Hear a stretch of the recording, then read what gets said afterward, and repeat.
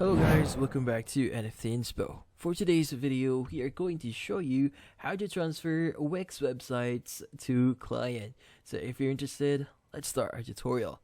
So in this case, once you've completed building your Wix website and you want to give this or hand this over to your client for basic handover, well, this one is actually pretty easy. So first thing you want to do is you want to open up the admin page for your website, and from here you need to access your setting, which is located at the bottom left.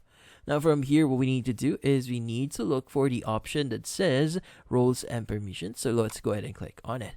Now, under roles and permissions, you should be able to see your name and your current role, which is currently owner.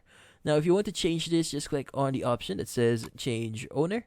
And from here, you need to enter the email address of the owner or the next owner of that website. So let's go ahead and enter that email address. Now, once you've entered that, it's going to say, what would you describe them as? So in this case, if they're a client or agency or freelancer or someone else, go ahead and answer that. Now, from here, just click on continue. Now from here, it's going to give you the following options. So you have the option to keep your role as co-owner after this site has been transferred, and you also have the option to create a copy of this site in your account if you want to.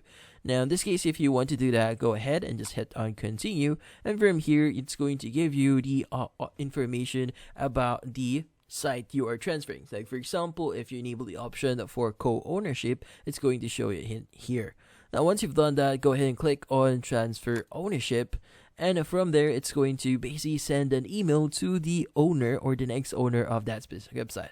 So what they need to do here is they just need to visit their email address. They'll receive a notification or an email from Wix, and from there they just need to accept that invite and log in into their Wix account, and from there they should be able to now own that specific website or Wix website. And that's about it. So hopefully this video was able to help you. Like and subscribe to NFT Inspo. Thank you for watching.